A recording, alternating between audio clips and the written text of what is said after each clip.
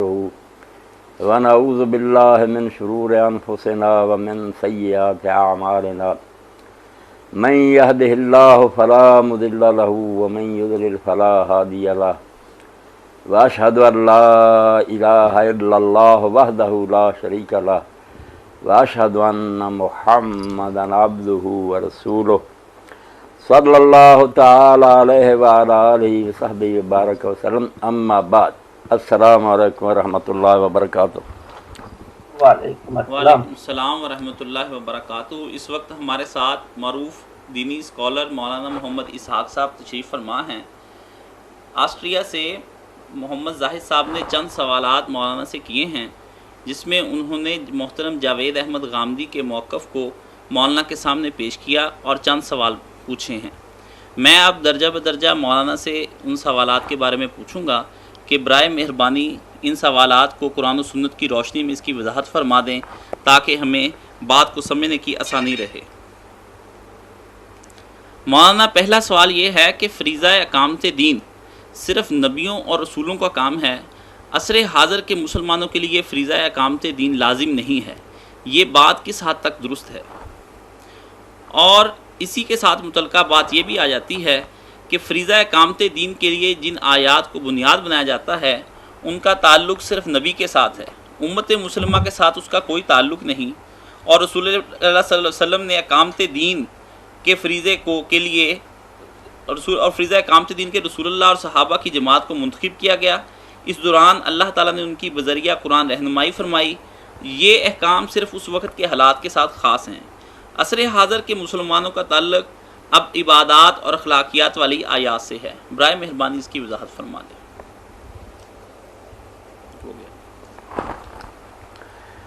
یہ چاروں سوالات دراصل ایک ہی سوال ہیں کہ فریضہ اقامت دین صرف نبی علیہ الصلوۃ والسلام کے ذمہ تھا یا زیادہ سے زیادہ آپ کے بعد صحابہ کرام کی یہ ذمہ داری تھی کہ وہ اقامت دین کریں.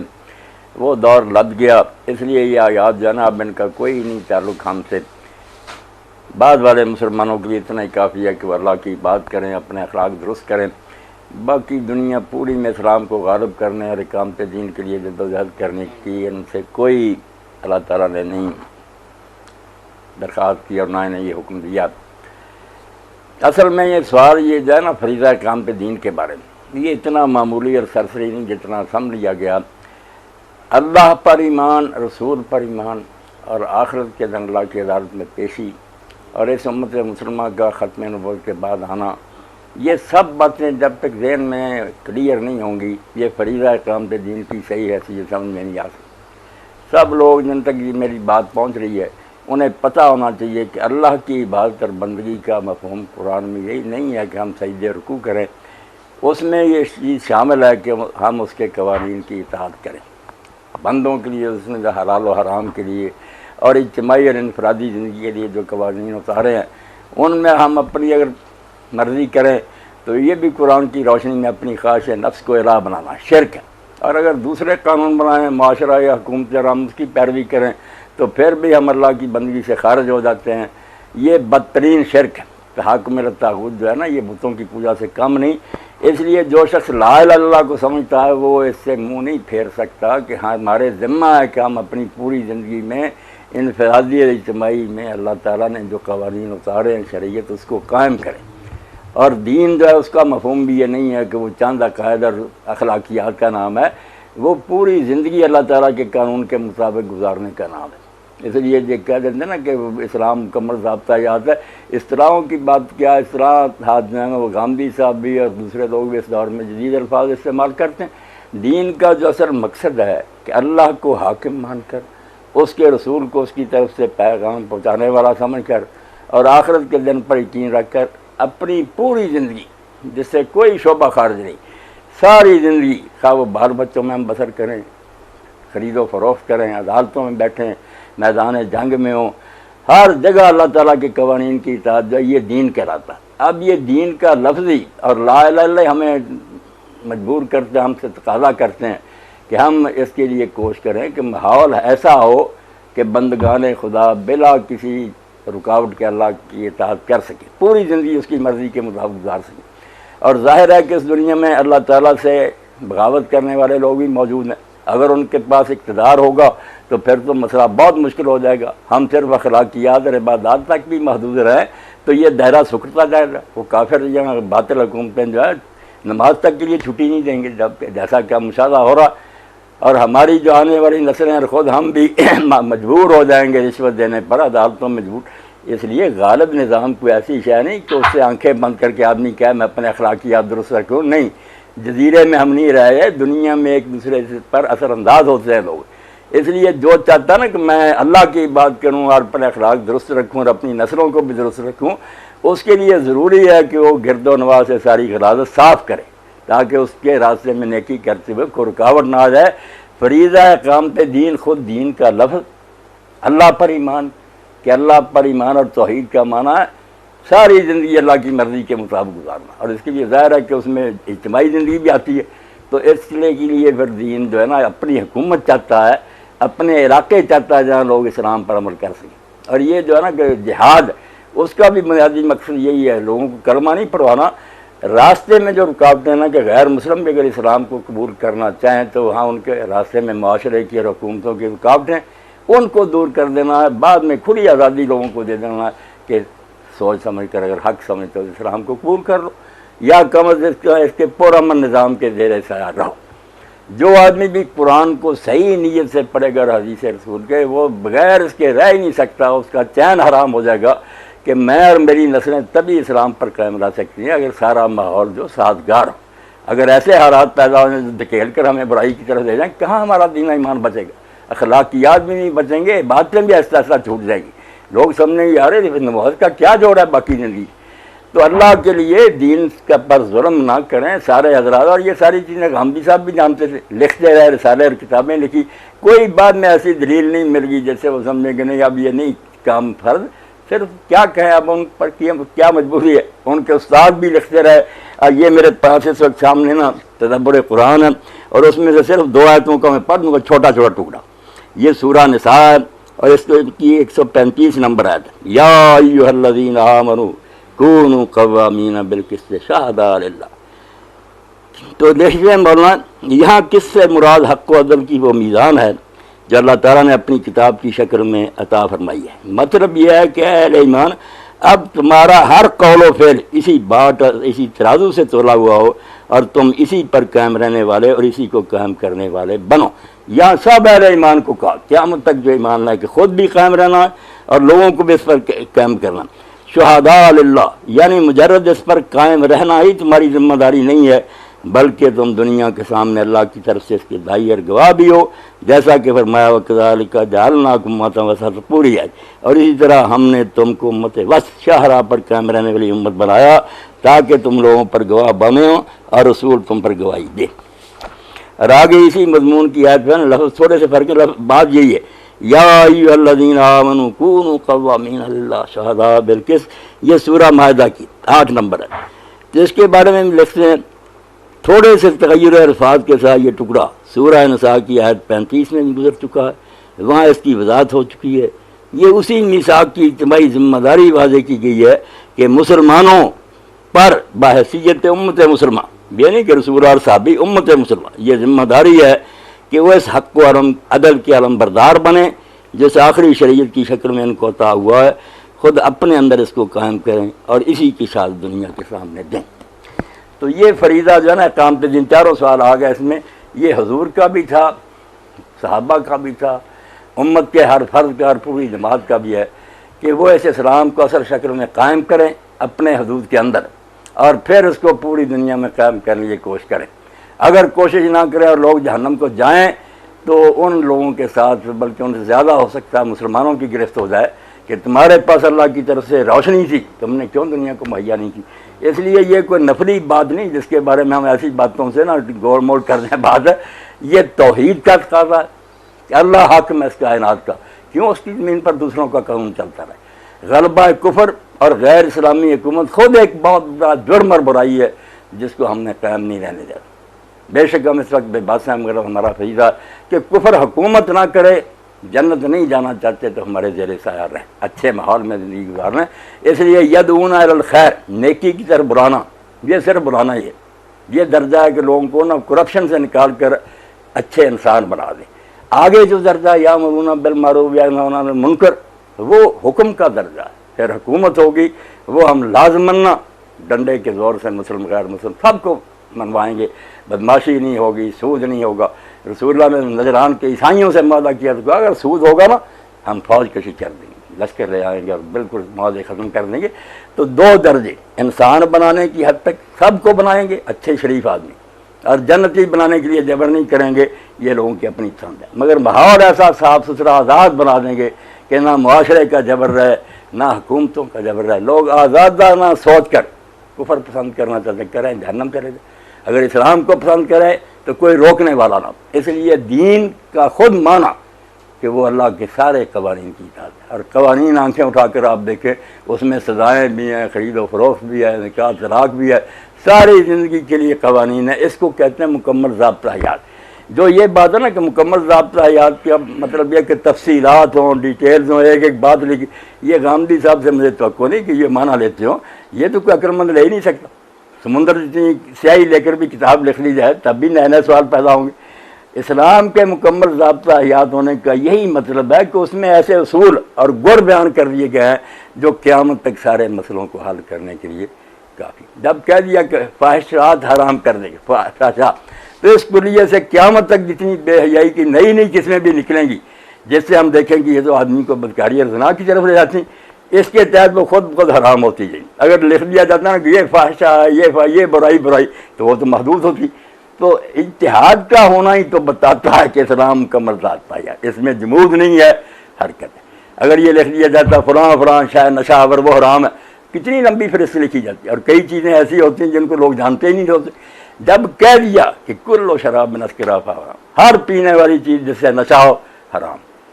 دوسرا آ گیا کہ ہر چیز جو نشہ کرے زیادہ مقدار میں وہ تھوڑی حرام۔ یہ دو اصول حضور نے بیان کر دیے تو دین تن مکمل ضابطہ حیات ہو گیا۔ قیامت تک جتنی مسکرات لکھی گئی سب اس میں آ گئے۔ تو یہ سادہ سی بات پتہ نہیں کیوں نہیں سمجھ میں آتی کہ مکمل ضابطہ حیات کا مطلب ہے کہ ایک تو زندگی کا کوئی شعبہ اس سے باہر نہیں۔ کوئی کہا کہ صرف مسجد میں ہے دین کی باتیں، باہر ہم جو جی چاہے کر، نہیں، زندگی کے سارے شعبوں کے بارے میں باؤنڈری لائنز ہیں، حدود ہیں، لکیریں کھینچ دی گئی کہ ان کے اندر رہنا، اندر رہتے ہوئے بڑی آزادی ہے، ترقی کی گنجائش ہے۔ اس لیے اسلام مکمل ضابطہ حیات کا معنی یہ ہوا کہ ساری زندگی کو اپنی لپیٹ میں لاتا، اور ہمیشہ کے لیے ہونے کا مطلب کہ اور اتحاد کا مطلب کہ اس کے اندر ایسے اصول بیان ہو گئے ہیں جس سے قیامت تک آنے والے ہر مسئلے کا عالم جنا حل نکال سکتے۔ تو مکمل ضابطہ حیات کی بات بھی آ گئی۔ تو لا الہ الا اللہ کا مفہوم ہو گیا کہ ہم اس وقت تک موحد نہیں رہ سکتے، نہ ہماری کوئی عبادت نہیں، جب تک ساری زندگی میں اللہ کا قانون نہیں چلتا۔ تا نہ خیزت بانگے حق کا ظالم میں گر مسلمانی نیاسائی ہمیں، جب تک پوری دنیا سے حق کا آوازہ بلند نہیں ہوتا ہم مسلمان ہیں، تو ہمیں آرام کرنے کی اجازت نہیں۔ ہمارے ذمہ ہے کہ دنیا میں برائی کو مغلوب کریں، دین کو غالب کریں۔ اور رسول کے بارے میں جو تصور دین نے دیا کہ رسول اس لیے نہیں بھیجے جاتے کہ بس انہوں نے نماز روزہ سکھا دیا، مار صلی اللہ میں رسول اللہ علیہ وسلم، رسول تو حق میں مطلق بن کے رہتا ہے، پوری زندگی میں اس کی اطاعت کرنی ہے۔ اب زندگی میں دیکھ رہے ہیں آپ نے حکومت کی ہے، جنگیں کی ہیں، جزیے لیے، سزائیں دی ہیں، نماز روزہ بھی کیا، وہ ہم چند باتیں رکھ رہے ہیں کہ صرف یہ کرنی ہے، تو رسول کی اطاعت مطلقہ تو نہ ہوئی کہ پوری زندگی اس کی فرما برداری میں گزار رہی۔ اور آخرت کے بارے میں جو اللہ تعالیٰ نے قرآن میں یہ بات بتائی کہ رسول اور نبی جو آئے ہیں نا وہ اس لیے آئے تاکہ قیامت کے دن کوئی کہہ نہ سکے کہ مجھ تک دین نہیں پہنچا۔ اب جو ہم ختم نبوت کے قائل ہیں کہ حضور کے بعد نبوت بند ہے، یہ لوگ جو بعد میں آئے ان کو ہدایت کی ضرورت نہیں۔ اگر انہوں نے کہہ دیا کہ پہلوں کے لیے نبی بھیجا، ہمارے لیے کون ہے، تو یہ امت بھی یہ کام نہ کرے اور اس کی ذمہ داری نہ، صحابہ تک کام ختم تھا، بعد میں آنے والے لوگ جب بڑھے یہ کسی سے ہدایت حاصل کریں؟ نہیں، ہر مسلمان کا کام ہے، جو آیتیں میں نے پڑھی، کہ وہ خود بھی دین پر عمل کر کے نمونہ بنے قرآن کا۔ یہ راز کسی کو نہیں معلوم کہ مومن قاری نظر آتا ہے حقیقت میں قرآن، ایک چلتا پھرتا قرآن بنے، ہر بندہ اس کے قول و فعل سے سمجھ بھائی صحیح ہے، درست راستہ ہے، اور لوگوں کو بھی شہداء اس کی طرف لائے۔ اور یہ شہادت حق کا دین کو پیش کرنا، وہ یہ نہیں کہ مسئلے بتا دیے، غامدی صاحب نے کوئی کتاب لکھ لی، میں نے لیکچر لے لیا، وہ ہے کہ وہ نمونہ قائم کرنا، ایسی ریاست اور اسٹیٹ جس میں اسلام اصل شکل میں چلتا ہو اور لوگ آنکھوں کے سے دیکھیں کہ واقعی اسلام میں یار یہ برکتیں، اس کا معاشی نظام ایسا عدل ہے، باتوں سے کیا بنتا۔ اس لیے یہ مختصر باتیں جو نا اس میں دفتر ہیں، کہ اللہ کو ماننے کا مطلب کیا ہے، رسول پر ایمان کا مطلب کیا ہے، آخرت کی عدالت میں جو فیصلہ اس کا دار و مدار ہے کہ لوگوں پر حجت تمام ہو۔ حجت تمام نہیں ہوتی باتوں سے، اس کے لیے ضروری ہے کہ لوگ نمونہ دیکھیں۔ اسی لیے مکہ میں چند عقل مند آدمیوں کے علاوہ کوئی اسلام نہیں لایا۔ لوگ جو ان کی سمجھ میں نہیں آتا تھا کہ یہ کس طرح ہو سکتا ہے یار لوگ اپنی دولت غریبوں کو دے دیں، جب مدینہ میں آنکھوں سے لوگوں نے دیکھ لیا یدخلون فی دین اللہ، لشکروں کے لشکر ہے۔ اس لیے 4-5 سوال میں وہ تو انشاءاللہ اسی بات میں آ گئے کہ فریضہ اقامت دین نفلی کام نہیں بلکہ سارے دین کی روح ہے۔ یہ ختم کر دیا جائے نا اور کہا جائے حضور تک تھا صحابہ تک سارا دین پیٹ دیں۔ میں کہتا ہوں اس سے تو دلیرانہ جو ہے نا موقف وہ بھائیوں کا، ایمانداری سے اگر یہ لوگ سمجھتے ہیں کہ قرآن آؤٹ آف ڈیٹ ہو چکا، کیوں پھر ایج پیج کی باتیں کرتے، سادہ سی بات کہنا کہ یار اس زمانے کے لیے قرآن نہیں، یہ باتیں اور اخلاق ہمارے لیے، اس کا کیا فائدہ؟ یہ بھی چھوڑیں، اس دور کے قرآن نے کو فرق کیا کہ باتیں اور اخلاق سارے مسلمان کریں اور جہاد اور فریضہ اقامت دین صحابہ ہی کریں، کہیں یہ فرق نہیں۔ یہ لوگوں کو خوش کرنے کی یہ بات گھڑی گئی ہے۔ اگر یہ ایسا ہی بیکار ہو چکا نا تو چھوڑیں۔ وہ نئی شریعت انہوں نے بھائیوں نے دے دی، لوگوں کے مطالبوں کے مطابق سود جائز کر دیا، پردہ ہٹا دیا۔ کرنا یہی چاہتے ہیں یہ لوگ سارے، مگر اس کے لیے ڈرتے ہیں کہ لوگ کہیں گے یار قرآن کی بیکاری نہیں، قرآن عظیم ہے فلاں فلاں، مگر کہیں گے یہی کہ اب اس دور میں کام نہیں دیتا۔ یہ اقامت دین کے بارے میں یقین جانے دل جلے سے میں نے باتیں کر دی، کیونکہ وحید الدین خان صاحب کا بھی پڑھا ہے، غامدی صاحب کا بھی پڑھا، مگر افسوس ہے کہ ہر ایڈیشن میں لکھ دیتے ہیں کہ میں نے اب اس سے رجوع کر لیا۔ بھائی رجوع ٹھیک ہے کہ آدمی کے علم میں ترقی، مگر اس طرح کی ترقی کہ پورے قرآن کو ہی بدل دیا جائے، قرآن سے پہلے کچھ ساری عمر نظر آئے، چھاپا جائے، تفسیریں لکھی جائیں، استاد امام لکھیں، فریضہ اقامت دین دعوت دین اس کا طریقہ اور بعد میں اچانک پینترا بدل دیا جائے، یہ رجوع نہیں نہ یہ علمی کوئی نہ تبدیلی ہے۔ بالکل یہ کہنا چاہیے کہ باطن کی خرابی اللہ مجھے اور غامدی صاحب اور سب کو بچائے۔ اللہ سے پناہ مانگیں کہ وہ ہمارے جو شرور انفسنا سے ہمیں بچائیں۔ اللہ کو اگر ماننا ہے، رسول پر ایمان لانا، اس کا کی پیروی کرنی، تو اس میں صرف نمازیں روزے اور اخلاق نہیں، اس میں عدالتیں ہیں، اس میں میدان جنگ میں جہاد ہے، اس میں قانون سازی ہے۔ تو یہ 5-6 سوال اصل میں ایک ہی، اور جو یہ سوال بھی تھا کہ اسلام مکمل ضابطہ حیات ہوئی، میں نے آپ سے عرض کی کہ ضابطہ حیات مکمل ہونے کا مطلب ہے کہ دین ہر شعبے کے بارے میں ہمیں رہنمائی دیتا ہے۔ باقی وہ رہنمائی اس طرح کی نہیں کہ ایک ایک بات میں ہمیں ذکر دیا، اس کے 2 حصے کر دیے کہ ایک حدود ہیں آخری کہ ان کے اندر رہنا، عورتیں مرد الگ الگ رہیں، ایک دوسرے کو نہ دیکھے تاڑ کر، ایسی چیزیں جو بدکاری کی طرح لے جاتی ہیں ان سے بچیں۔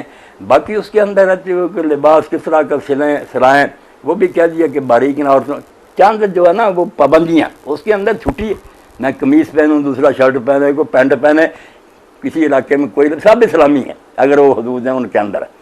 اور اجتہاد ہی اس کی دلیل ہے کہ اسلام مکمل ضابطہ ہے۔ انہوں نے سمجھ لیا کہ الٹا ہے، مکمل ضابطہ یاد کا مطلب ہوتا ہے سمجھتے ہیں کہ ایک جزیہ ایک ڈیٹیل لکھی ہو، یہ نہیں ہو سکتا کبھی نہیں۔ قانون صرف یہ کرے گا کہ بنیادی اصول سمجھا دے گا، پھر عدالت نے اور قاضی اور علماء ان کی روشنی میں اللہ کی مدد سے ہر مسئلہ حل کر دیں گے۔ اور رسول اللہ کے بعد اگر حجت تمام کرنے کا معاملہ ختم ہو جائے، جو بعد میں امتیں پیدا ہوئی ہیں ساری قیامت کے دن کھڑی ہو جائیں گی کہ پیدا کے لیے رسول اللہ نبی بھیجے کہ وہ قیامت کے دن بہانہ نہ کر سکے۔ اب ہمارا تو بہانہ ہے، ہمارے پاس کوئی رسول نہیں ہے، امت نے ویسے فریضہ دین چھوڑ دیا، تیری کتاب نے بتایا کہ چند باتیں اور اخلاق جو نا اس کو اپنا لو جنت میں چلے گو، وہ کام چھوڑ بیٹھے، نبی بند کر دیے، ہمارے ساتھ تو یہ ظلم ہوا۔ آپ بھی بتائیں اللہ کس منہ سے ان کو سلا دے گا؟ اس لیے امت جو ہے نبی کے بعد اس کی قائم مقام ہے، ایک ایک مسلمان پابند ہے کہ کوئی ایسی حرکت نہ کرے جس سے کوئی غیر مسلم جنت کی طرف آنے کی بجائے بھٹک جائے، تو مسلمان ایسے کام کرتے۔ تو یہ فریضہ اقامت دین سمجھیں، وحید الدین خان کہیں جو کرے سب اللہ پناہ دے، غلط راستے پر امت کو چلا رہا ہے۔ ذمہ داری ہماری، ہم بری نہیں ہو سکتے عدالت میں قیامت کی جب تک یہ ثابت نہ کر دے کہ کوئی غیر مسلم بتایا کہ ہم نے اس تک دین نہیں پہنچایا۔ اس لیے قولی شہادت، پھر عملی شہادت، اس کے بعد نا ایک نمونے کی شہادت، یہ سب چیزیں ضروری ہیں۔ اور یہ ساری باتیں استاد امام امین حسن اسرائی صاحب رحمۃ اللہ علیہ نے ضابط دین اور اس کے طریقہ کار میں بیان کر دی ہیں کہ یہ سب شہادت میں آتی ہیں کہ ایک نمونہ قائم کرے پورا۔ تو فریضہ اقامت دین سمجھ لیں یہ دین سارا ہے، یہ نہیں کہ اس کا کوئی حصہ ہے، توحید اسی میں ہے، رسول کی اطاعت اسی میں ہے، آخرت کی عدالت میں ہمارے بری ہونے کا مدار اس پر ہے، اور دین کا کوئی حصہ اس سے باہر نہیں۔ آیات اور حدیث جو میں کوئی یہ تقید نہیں، کہیں نہیں کہا گیا کہ حضور اور مسلمانوں تک تھا، نہیں آیتوں نے صاف کہا سورہ نساء میں کہ اے مومنو دین کو قائم کرنے والے بنو اور پوری دنیا کے سامنے اس کا اعلان کرو. یہ قرآن کی نصوص ہیں. اب ان کے اندر تبدیلی اور اس کی تخصیص کے لیے اس دور میں تھا. اس طرح میں نے کہہ دیا بھائیوں کی بات ٹھیک ہے، سارا قرآن ہی اس دور کے لیے تھا، پھر کیا بنائیں. بی اگر کوئی کمی رہ گئی ہے تو آپ کشسا اس میں اضافہ کریں. مولانا ایک کر لیں مولانا ایک کوشچن ہے یہاں کہ وہ پوچھتے ہیں کہ وہ بنی اسرائیل اور بنی اسرائیل جو ہے نا وہ بل کس کا مطلب ہے کہ درمیان والی امت یعنی کہ بنی اسرائیل کی جو امت ہے نا وہ بنی اسرائیل اور کفار کے درمیان والی امت سمجھ کٹ کر آ رہی ہے. محترم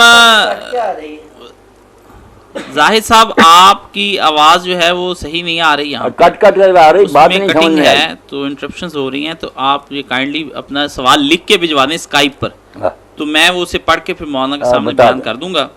اس میں مولانا حضرت نعمان بن بشیر یہ رضی جو اللہ میں تعالیٰ نے عنہ سے باتیں کی ہیں اقامت دین کے بارے میں اور دین کے مکمل ضابطہ حیات، اس کے بارے میں اگر کوئی رہ گئی یہ بات ہے اتنا جو واضح نہیں ہو سکی، بے شک اس کو پوچھ رہے اب اس کے بارے میں کچھ بتا دیا جائے.